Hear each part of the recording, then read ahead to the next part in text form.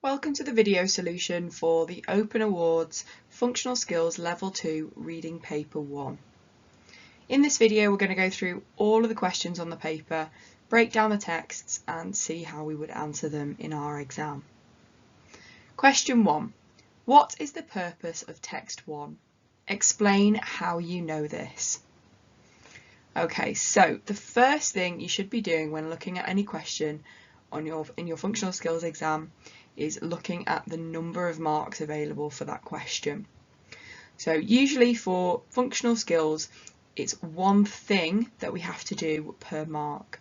So for this question we've got 3 marks available, so we need to do 3 things. So let's quickly break down what those 3 things are. Well, the first part of the question is asking us about the purpose. So what is the purpose of text 1? Now, purpose, you should know from your revision, just refers to why the author has written the text. So there are various different purposes that you need to learn for level 2 functional skills, so make sure that you know them before having a go at a past paper. Now, we need to be able to use the clues and the details in the text to be able to spot what purpose it has. So that is our first mark, just identifying what the purpose is of the text. Then our next 2 marks come from explaining how you know this. So this phrase, and it's quite common to see this in the functional skills exam, just means what in the text shows you that purpose. So if we're saying that the text is to persuade, basically work backwards and write down how you work that out. Now notice that we've got 2 marks for this part, so we need to give 2 reasons or 2 ways that we worked out the purpose. This can be in the form of quotations from the text, or we can give an explanation of a part of the text that is linked to the purpose that you've chosen. So if we look at this text on the right hand side here, we can see that this is an information sheet. That tells us at the top there. So from that we can assume that it is designed to give information, or in other words to inform the reader about acupuncture. We can also see that we've got lots of facts and figures as well. So just in the first sentence we've got acupuncture is an ancient form of healing that can be traced back over 2,500 years. We've also got lots of specialist language in here. So for example, living organism, channels called meridians, and also muscles, nerves and vessels as well.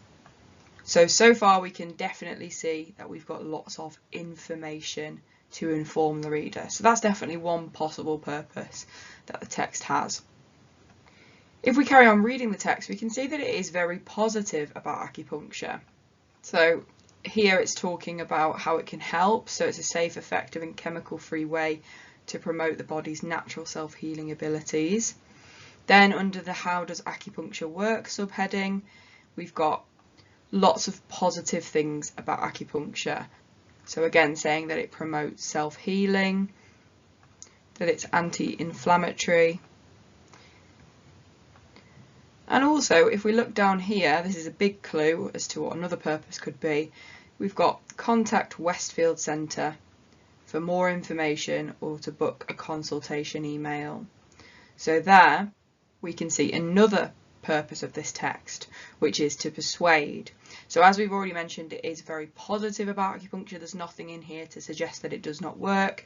And then at the bottom here we can see that it's written by Westfield Centre. So they're trying to make acupuncture sound really beneficial in order to persuade the reader to book a consultation at their centre. Okay, so now let's look at the model solution then for this question. Now notice that the student has dealt with each part of the question one at a time, and that's the best way to tackle the questions in your functional skills exam, and it will make it really clear to yourself that you've answered all parts of the question and got all of the marks available. So first they've dealt with the first part of the question, which is what is the purpose of text 1. So they've said the purpose of text 1 is to persuade people to come to the Westfield Centre for acupuncture. So that is the correct answer for the first mark. Notice that it's not enough to just say the purpose of text 1 is to persuade. We need to say what the author is trying to persuade the reader of, or what they're trying to inform them of as well. So that gives us our first mark. Next, they've dealt with the second part, so how do we know this? So we know this because the text is entirely positive about acupuncture and contains no negative aspects in order to convince the reader to get the treatment. So that's our first mark for the explanation. Remember, we need to give 2 parts to the explanation to get the 2 marks. Then finally, we've got the text also tells the reader to book a consultation and gives them information on how to do so, therefore showing the persuasive purpose. So that is our next explanation as to how we know that. So the student there has done the 3 things necessary to get the 3 marks. Question 2. Give a definition of holistic therapy as stated in text 1. Okay, so this is testing your knowledge of definitions and being able to use text to find the meaning of words. So with definition questions for the functional skills exam, the first thing you should be doing is looking to see if there is a glossary in the text, because if there is, they're going to want you to pull the exact wording from that glossary and put that in your answer. Now, if there isn't a glossary, then what you want to do is scan through the text and find the word and see if there is any indication of a footnote being used next to it. If there is a little 1 or a little 2 or a little star, that's an indication of what we call a footnote. So if you go to the bottom of the text, often that word will be defined in the footnote. Now, if there are neither of those things, and they're still asking you for the definition of a word, you still need to find that word in the text. It might be defined in the text for you, or you might be able to use the context of the text combined with a dictionary to work out the meaning of the word. So if we have a look at this question, remember the first thing we need to do is check whether there's a glossary, and a glossary will usually come at the bottom of the text, and we can see that there is one. So we've got glossary down here, and that word holistic that's in our question is defined for us. So holistic refers to relating to the treatment of the whole person, not just the symptoms. So we need to use that exact wording to answer this question. So holistic therapy, so therapy is some sort of treatment, and that word holistic means that it treats the whole person and not just the symptoms. So that would be our correct answer for that one. Question 3. Identify 2 organisational features used by the author of text 1. Give 1 example of information which each feature helps you to find. Okay, so this is a 4-mark question, which on first glance might seem quite scary, it might seem quite a lot of marks. However, as long as you're comfortable with the terminology used in this question, it's not actually too tricky. So the first thing we need to know is what an organisational feature is. Now, we should know this from our revision. If you're not sure, go back and have a look at your revision on organisational features. But an organisational feature is a visual feature that affects how the text looks on the page. And often readers can use them to help them navigate through a text. So there's lots of examples of organisational features, including headings, subheadings, bullet points, underlining, bold text, different fonts, different size fonts, and images. So this question is worth 4 marks. So just to break it down, our first mark comes from identifying 1 organisational feature that's used in the text. Our second mark comes from giving an example of information that feature helps us to find. Now, when you see this word example in an exam question, that means that they want you to pull something directly from the text. So this is usually a quotation from the text. Then we need to do that again. So our third mark comes from giving another organisational feature, and our fourth mark comes from giving another example of information that helps us to find. So if we have a look in the text, we've got lots of different organisational features. Just to point a few out, we've got our main heading at the top here. So acupuncture. We've got lots of subheadings throughout. So for example, what is acupuncture, how does acupuncture work, and what does acupuncture treat? We've got some bold text both in the title, in the information sheet bit, and also down here as well. We've also got an image here. So there's lots of organisational features to choose from. So if we take the heading, for example, what information does that give us? Well, the heading is acupuncture, and we know that the function of a heading is to summarise what the whole text is going to be about. So therefore the information that that gives us is that the whole text is going to be about acupuncture. If we took the image, we want to think about what the image is showing us, what information is the image giving us, and we can see that it's an example of how acupuncture works. So it's giving us a visual example of how acupuncture works. That would be some information that the image gives us. So if we have a look at our written solution, we've got two organisational features in text one, are subheadings and a heading. So that is our first 2 marks straight away. I've picked out 2 organisational features. Then they've talked about the information that each one helps us to find. So subheadings help us to find out how acupuncture works. So they're referring there to the how does acupuncture work subheading. So that's our 3rd mark. And then finally the heading tells us that the whole text is going to be about acupuncture. So again, that's our 4th mark. They recognise that the function of the heading is to summarise the whole text and what the whole text is going to be about. So for this question, they're not asking you about the function of the organisational features. They're wanting you to use the organisational feature to pull information from the text. So what information does that organisational feature tell you? Question 4. What does it mean when acupuncture is described as having an antiarrhythmic effect? Okay, so this is actually a definition question, but it's just worded a little bit differently. So they're asking you for the meaning of this word antiarrhythmic, saying what does it mean when acupuncture is described using this word. So once again, when we get a definition question in the exam, the first thing we need to be looking for is that glossary. And we already know we do have a glossary down here, and we can see that that word is defined for us down here. So antiarrhythmic is defined as preventing or alleviating heartbeat irregularities. So the correct answer for this question would be that it means it prevents or alleviates heartbeat irregularities. So we're just taking that definition straight from the glossary to answer that question.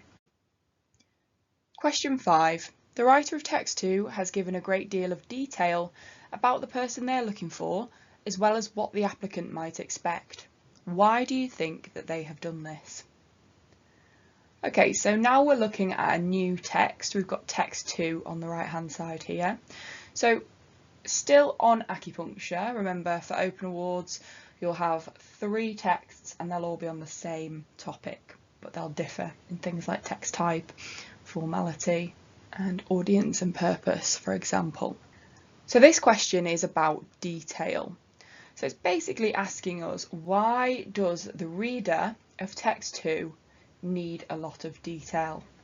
So when we're thinking about detail and why texts might include more detail or why some texts might include less detail, we want to think about the needs of the reader and the purpose of the text.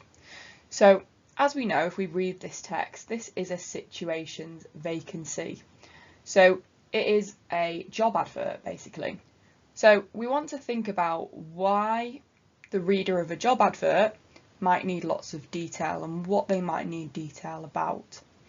Now notice that this is a 2-mark question. However, at no point in the question do they ask us to give 2 reasons. They just say, why do you think that they have done this? This is why it's really important for your functional skills exam to always look at the number of marks available, as it's usually 1 thing per mark. So if we've got 2 marks here, they're wanting you to give 2 reasons as to why you think that they have included this amount of detail. So thinking about the context of this text, as we've already mentioned, it's a job advert. And if you put yourself in the reader's shoes and you think about yourself looking at a job advert, what sort of things are you going to need a lot of detail on? Well, you're going to need to know what the job entails. You're going to need to know what sort of day-to-day responsibilities you're going to have. And we can see we have got a lot of detail on that. We've got these bullet points, quite extensive bullet points on the responsibilities of the job. So that could be one reason as to why they've included details, so that the reader, the potential applicant, knows the responsibilities of the job. In the next paragraph, we've got the sort of personal qualities they're expecting. So comfortable with physical contact, good listening and communication skills, be able to put patients at ease, empathetic, non-judgmental and well organised. So that's quite a lot of detail on the type of person that you need to be suited to this. So again, the reader here, the potential applicant, needs a lot of detail on this to know if they're the right type of person for this job. So that might be another reason we could give. If you also think about when you're looking for a job in real life, what sort of things do you want to know about? Well, you need to know about the pay as well. And we've got a lot of detail on that. You can expect to earn £40 a session, 10% of which pays for the room rental. We've also got some detail on the hours you're expected to work as well. So these are all reasons we can give. Now we only need to give 2 for this question. So in our written solution we've got the text is a job advertisement, so the reader will need to know what they would be expected to do in the job, so the responsibilities section, as well as the pay being offered for the position. So the student there for the model solution has taken 2 of those reasons that we talked about. As we've already said, for questions like this, it's really important to consider the context of the text and why the reader might need more or less detail. Question 6. What is meant by empathetic as used in this text? Okay, so this is another definition question. Now, this time in the text we don't have a glossary. There's nothing to indicate that there's a glossary anywhere. So the second step would be to find the word in the text. So we can see that that word is here. And we have a little 1 next to it. Now what this little 1 indicates is a footnote. And the footnote comes at the foot of the text, the bottom of the text. And we can see that that little 1 is repeated again at the bottom of the text. So that's what we call a reference to a footnote. And here, this is the definition of empathetic. So empathetic means that you are able to understand and experience what another person is feeling. So as with all definition questions, remember that if it is defined for you in the text, the exam board will expect you to use that exact wording. So that's why we always need to look for a glossary or a footnote first before we use a dictionary. Question 7. In text 3, Akash says he felt nervous before the acupuncture. How does he feel during the procedure? Explain why you think this. Okay, so this is a 2-mark question asking us to identify information given to us in the text. So because we've got 2 marks, we know that we need to do 2 things. So there's 2 separate parts to this question. So we need to identify how he feels during the procedure, so when it's happening. That's our first mark. Then our second mark comes from explaining why you think this. Now if we see this phrase, explain why you think this, we just need to work backwards. So tell the examiner how you've worked out how he feels, what in the text tells us how he feels during the procedure. So the first step for this question would be to find the correct section of text. So to do this, we know that he feels nervous before the acupuncture. So we can find where in the text that it says he felt nervous.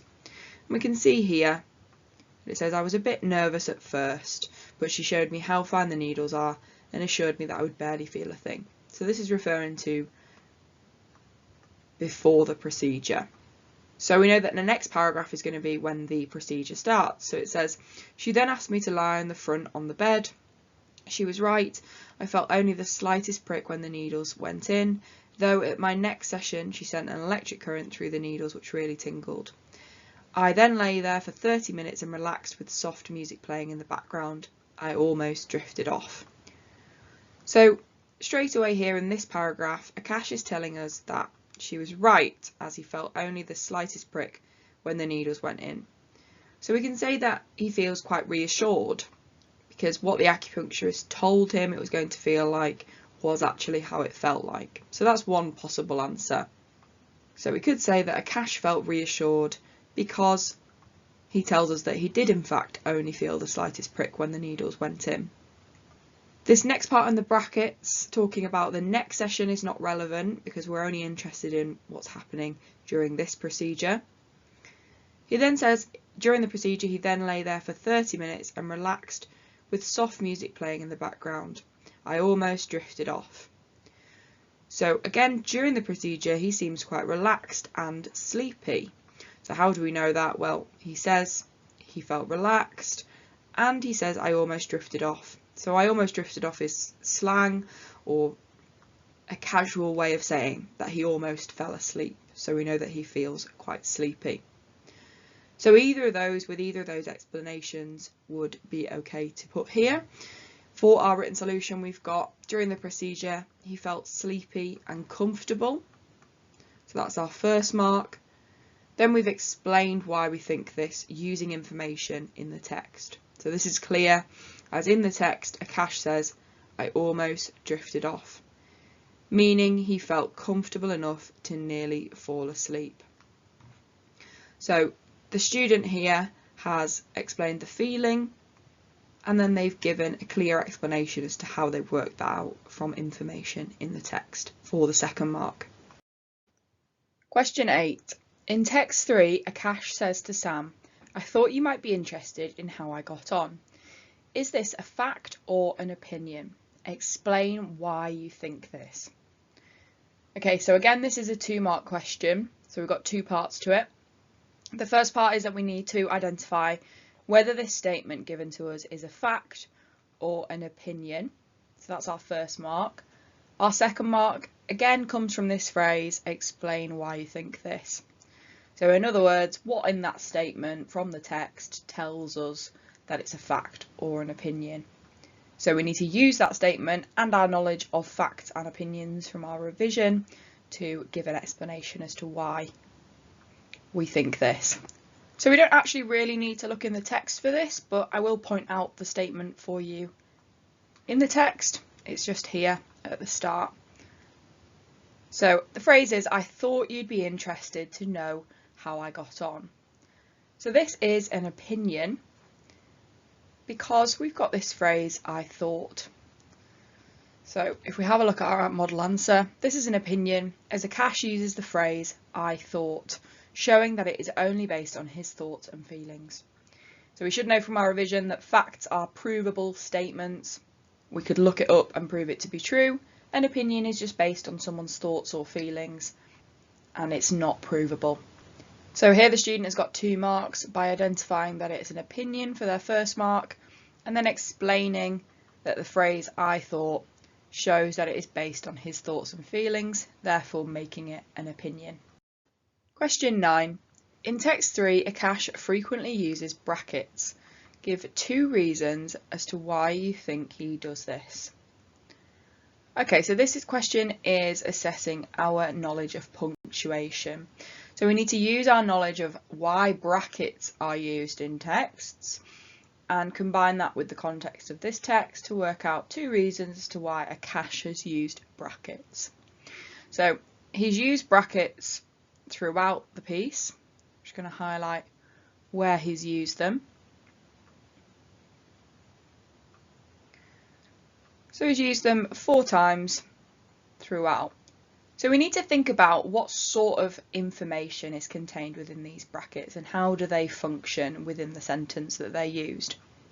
The first thing we should know from our revision about brackets, and also based on this text, is that the sentence would make sense if the brackets and the information inside the brackets weren't there.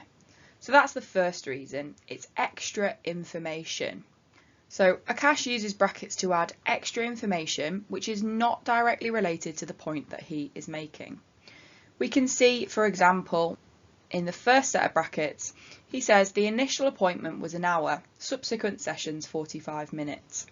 So this is kind of extra information. It's not really related to this initial appointment. He's talking about things that are happening in the future.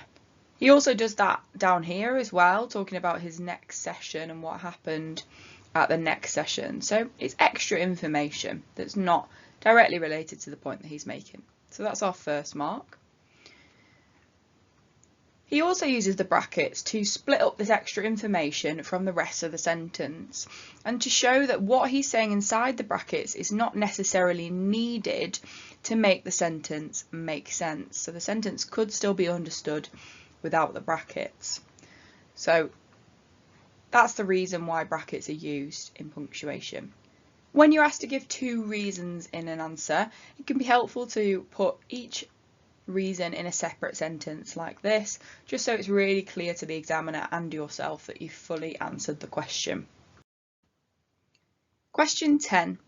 Compare the views of the writers of text 2 and text 3 about the personal qualities an acupuncturist should have and how these views are conveyed. Okay, so now we're looking at our questions towards the end of the paper that deal with more than one text. So for this question, we're being asked to focus on text 2 and text 3. And this is what we call a comparing question. So any questions that contain this word compare in them are asking you to look at similarities and differences across texts. Now for open awards, the comparison question will always be worded like this, and it'll always be worth 4 marks. So we're just going to break down this question to see where we get each mark from.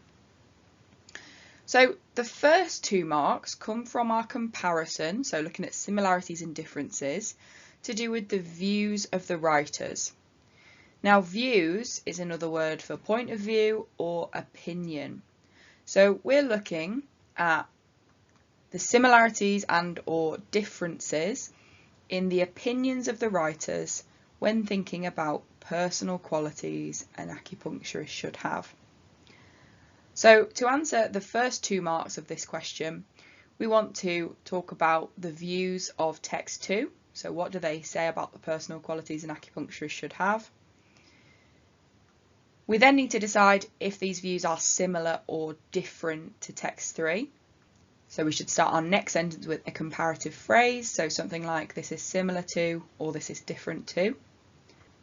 Then we need to talk about the views of text 3 while comparing. So what are the opinions of both writers and how are they similar or different for our first 2 marks. For our second 2 marks, we're looking at this second part of the question. And this is often the part of the question that a lot of students miss out. And it can be to do with the terminology, so making sure that you know the terminology the exam boards use is a really good idea. So this word conveyed, so how the views are conveyed, this just refers to methods and techniques.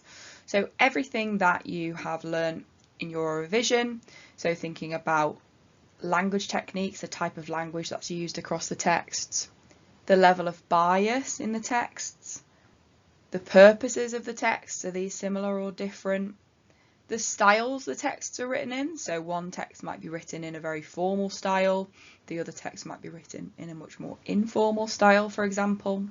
And we can also compare things like facts and opinions. One text might use much more evidence and facts, and the other text might use much more opinions. So this is our second part of the question, our next 2 marks. So the easiest way to tackle this question is to tackle the views first, views of text 2 and the views of text 3, and then ideally in the next paragraph tackle how the views are conveyed. So do they convey their views in a similar way using similar language, or do they convey their views in a different way using different language, different styles, for example. Okay, so we've got both of the texts in front of us here. Now remember, this question is asking us to focus on the views and how the views are conveyed to do with the personal qualities an acupuncturist should have. So it's not asking us just about acupuncture generally, it's asking us about something specific that both texts will discuss. So that's our first task for this question, to find this specific section of text that we need to focus on. And we can see in text 2, where the personal qualities are discussed, is in this paragraph here. So they say the successful applicant must be comfortable with physical contact, have good listening and communication skills, and be able to put patients at ease. You will be empathetic, non-judgmental, and well organised. So here it's listing in a lot of detail the sort of personal traits and qualities that you must have to be an acupuncturist. So we need to do the same thing in text 3, find out where Akash is talking about the personal qualities of his acupuncturist. And we can see down here he says, I really liked Lynn. She made me feel comfortable, was very understanding, and didn't tell me off for not sitting at the computer in the correct position, which is probably the cause of the pain. However, she did tell me how I should sit, back straight, feet flat on the floor, elbows bent, etc. So this is the section of text where he talks about what sort of person or the personal qualities that Lynn had. So now that we've found both sections of text that we need to be concerned with for this question, I've just put those up on the screen so that we can really focus on them. And we've also got the question on the left here to remind us. So the first thing we need to focus on is the views. So the first thing you should be asking yourself in a comparison question in the exam is, are these views similar or different across the two texts? So in text 2, they're saying the applicant must be comfortable with physical contact, good listening and communication skills, be able to put patients at ease, be empathetic, non-judgmental, and well organised. Okay, so we've got lots of qualities listed there. So let's have a look in text 3 and see if they're similar or different in text 3.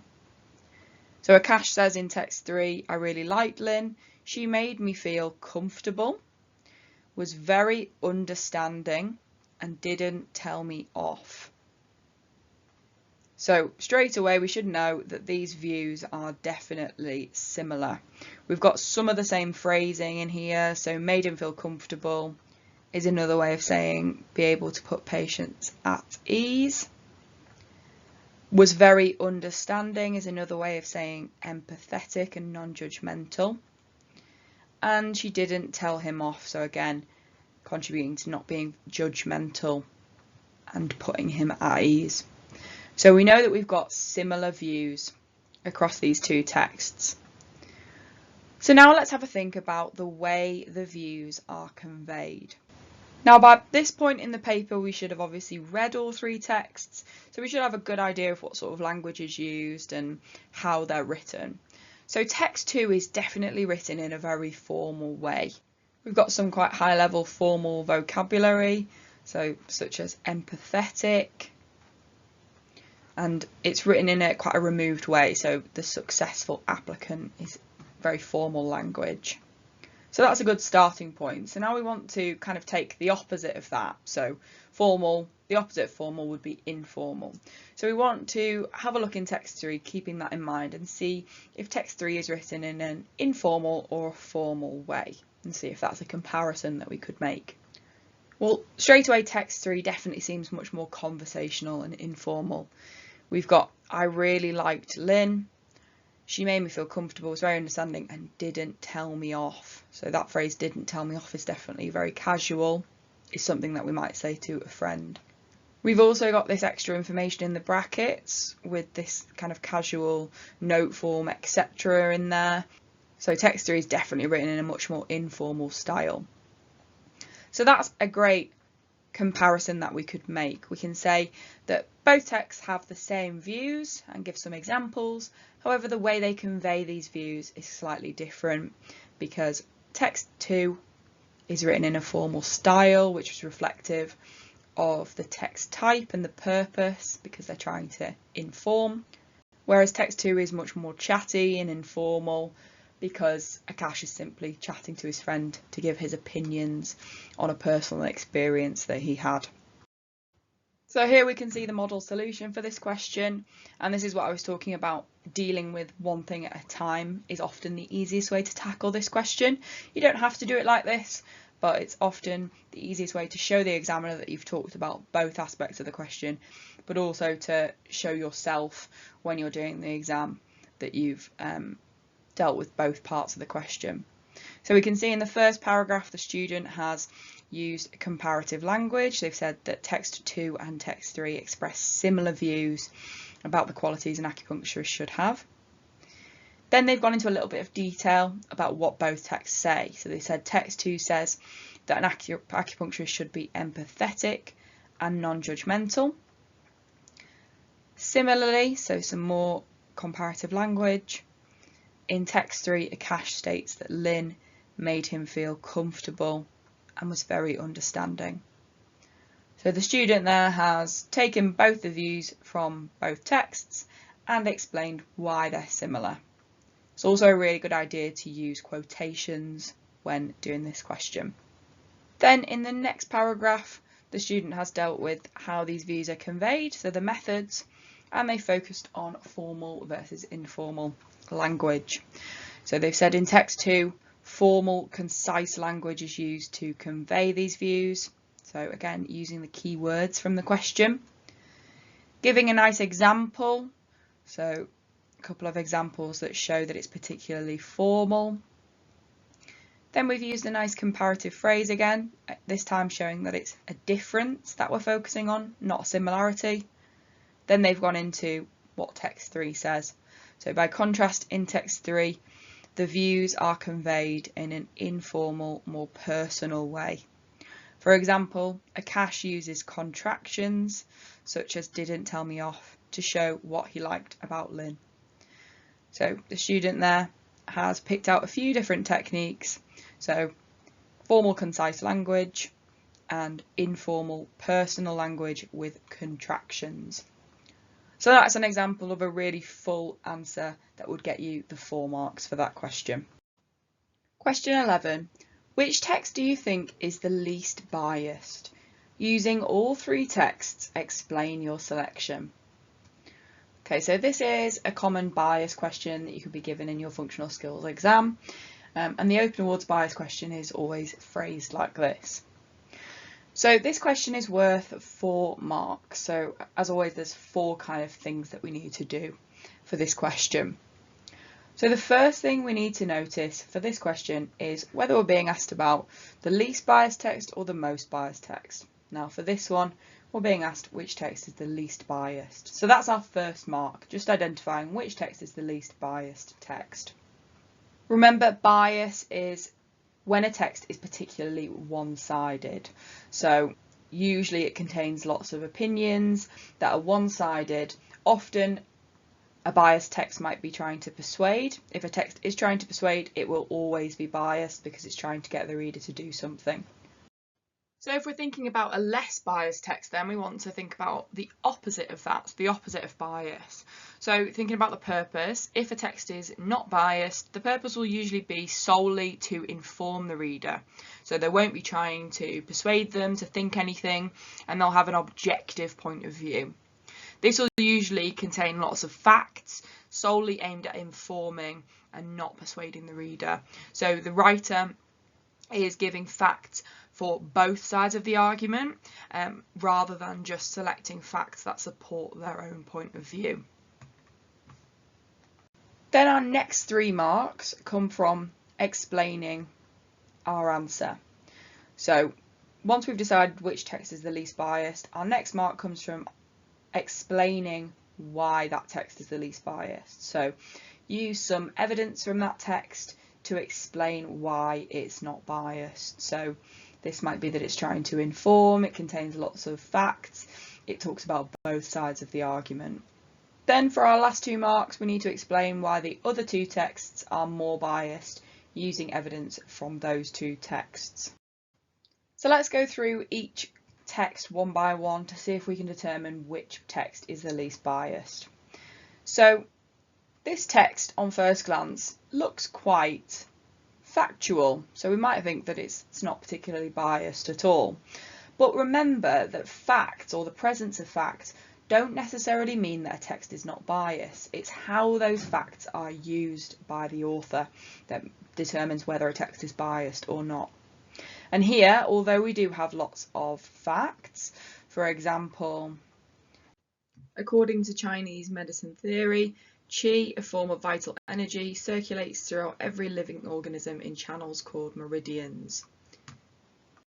We've got another one down here. Acupuncture is a holistic health therapy which focuses on the root cause of the disease. So we do have lots of facts in this text. We also are told that it's an information sheet. However, there is a big clue down here which tells us that this text is actually trying to persuade us. So contact Westfield Centre for more information or to book a consultation, email this email. So that part of the text tells us that it's coming from the Westfield Centre, who are trying to persuade the reader to book a consultation for acupuncture. Another reason we know that this text is quite biased is because the way those facts are being used, they're being used in a very one-sided way. So we don't have anything negative about acupuncture in here or anything that suggests it might not work. So therefore, this is a biased text. So we know that text 1 is biased, so we still need to find the least biased text. So let's have a look at text 2. So we know already that this is a job advert for an acupuncturist vacancy. So let's start with the purpose. So although it's a job advert, the purpose of this text is not to persuade. And we know that because we haven't got any persuasive language in here, such as really positive emotive language, any hyperbole, or anything that would suggest that the writer is trying to persuade the reader to apply. Although it's an advert, the main purpose of this text is just to inform the reader about what they can expect if they do apply for this job. So to inform the reader about the responsibilities, what sort of person they need to be, how much they can expect to earn, and sort of the hours that they may be required to work as well. So the main purpose of this text is to inform, which means that it is very unlikely to be biased. This is what we call an objective text. So we don't have any strong opinions from the author in here, and the main purpose is to inform. So this is definitely looking like it might be our least biased text. So finally, let's look at text 3. So we should know already that this is quite a casual, informal email full of personal opinions from the author. So the author here is talking very much in the first person. We've got lots of personal opinions from the author, such as I really liked Lynn. I thought you'd be interested in how I got on.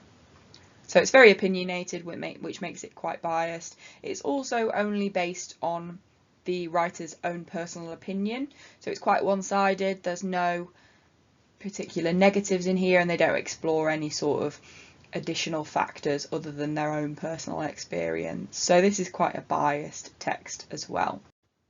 So now that we've broken down each text, we should know that text 2 is the least biased text. So let's have a look at this model answer to see how you might write the answer in your exam.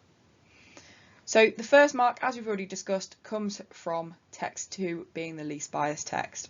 So that's mark number 1, which we're going to mark with a tick there. Then for our second mark, we need to explain why we know that that's the least biased text. So this is because it does not promote acupuncture. It just talks about what is needed for the role in an objective way, using lots of facts and an impersonal tone. So the student there has identified the different aspects of the text that show that it's not biased for their second mark. Then for their third mark, they've talked about text 1 and why text 1 is more biased. So remember to use those keywords from the question. So text 1 is more biased because it's written by the Westfield Centre, who are trying to promote acupuncture offered at their centre. Therefore, it is biased as it only talks about positives of acupuncture and is trying to persuade the reader to come to the centre. So that's our third mark, really full explanation there of why text 1 is more biased. Then finally, text 3 is also biased, again using those keywords and explaining throughout our answer what our views are in terms of the bias in each text, as it is based on a personal experience and written in a personal style. It is entirely positive towards acupuncture and mentions no negatives, therefore making it one-sided. So they've used all of those keywords that we associate with bias, like persuasive and one-sided. So we've got 4 marks there for that question. Question 13. Identify the styles of writing in text 1 and text 3. Give one example from each text which suggests that style of writing. Okay, so this is our final question on this exam, and again it's worth 4 marks. So this question refers to style, so it's very important that we know what this term style means. Now the style of writing refers to kind of the overall way that it's written. And for functional skills, there's 6 main styles that you need to learn for your exam, which will cover all of the text that you might face. And these are informative, persuasive, formal, informal, impersonal, and personal. So if you're not sure what those mean, then it might be a good idea to go back and look at your revision again. Now for each of those styles, there's some examples that should indicate that style, and that's what we need to do for the next part of this question. So if we just break down the marks of this question, we know that it's worth 4 marks. So we get 1 mark for the style of writing in text 1, 1 mark for the style of writing in text 3, 1 mark for an example which shows the style of writing in text 1, and 1 mark for an example which shows the style of writing in text 3. Remember that when you ask for an example from the text, this is ideally a quotation from the text, or if it's not a quotation, then something that is taken directly from the text. Often the mistake a lot of students make for questions like this is that they don't use the correct examples for the style that they've selected. So on the screen now you can see some examples that would be suitable for each style. So make sure that you're really comfortable with what shows different styles and what examples you need to pick for different styles from the text. Another thing to note is often students get informal and informative mixed up. These words are similar, but they do mean completely different things. Informative means to inform the reader, so to tell the reader about something. So often we have facts, statistics and specialist language in that. Informal is the opposite of formal, so it just means a bit more of a casual style. So contractions, chatty language and idioms are examples for informal. Okay, so having a look at text 1 first, then we see if we can decide what style this is written in. And there's often going to be a few different answer options. The first one that jumps out to me would definitely be formal. We've got lots of formal specialist vocabulary in here. For example, we've got living organism, meridians, muscles, nerves, vessels, internal organs and organ systems. So lots of medical jargon in there, lots of specialist language, and that tends to be indicating a formal style. Another example you could give for a formal style would be any sort of long complex sentences that we've got in here. So that sentence that we've just highlighted words from would be a really good example to show that as well. We've got generally formal words that wouldn't be used in a casual setting as well, so words like abundant, imbalance and redirected as well, just to name a few. So lots of examples there that you can give for a formal style. Make sure that you understand what examples are relevant to different styles. A common mistake students make is saying that something's written in a formal style, but then giving an example that's not particularly relevant. So give an example of a fact or something like that. Facts don't necessarily mean that a text is formal. There are a couple of other options that we could go with for this question and the style for text 1. So it's written in a very impersonal style. Remember, personal versus impersonal are opposites. So if a text is written in an impersonal style, we don't have any direct opinions from the author, any words like I, me, you, we, and so on. And we don't have any of that here. So that's another answer option you could give. A good example to give for an impersonal style would be any sentence that is quite objective, where the author's voice is removed. So for example, acupuncture can benefit a range of medical disorders, for example, migraine, arthritis, insomnia, obesity, anxiety, and heart disease. And then we could also say that this text is written in an informative style as well. If you're saying that our text is written in an informative style, a great example to give would just be any facts that are used in the text. So, for example, acupuncture is a holistic health therapy which focuses on the root cause of the disease. So there's a few different options you could go with for that question. The main thing for this question is making sure that your example matches up with the style that you're giving. So now let's have a look at text 3 and see if we can see the style that this is written in. So text 1 was definitely formal. Text 3 is definitely much more informal. So it's an email to a friend. So we've got lots of casual phrasing in here. For example, I almost drifted off, didn't tell me off. So much more informal phrasing. So both of those would be good examples if you're saying that it's written in an informal style. We can also definitely say that this is much more personal. So remember, impersonal is when we don't have any direct opinions. Impersonal is also when we have a lack of words like I, me, you, and we. So therefore, personal is the opposite, and we do have lots of those words like I, you, and me as well. So the text is definitely from a very personal perspective, and it's written in a personal style. So we could definitely give that as an example as well. Okay, and then let's look at the model solution then for this question. Now notice, even though this answer is worth 4 marks, you don't actually have to write that much as long as you know what to write. So we need to identify the style of writing in text 1, which has been done here. Text 1 is written in an informative style. That's our first mark. Then our second mark comes from an example. So they've given an example of a fact there, which suits the informative style. So the example matches well with the style that they've given. So we've got 2 ticks there, our first 2 marks. Then we've got text 3 is written in a personal style. An example of this is the use of emotive language. For example, I was a bit nervous. So the example there matches up really well with the personal style because it's showing that the author has put forward their personal opinion. So we've got 4 marks for that one there.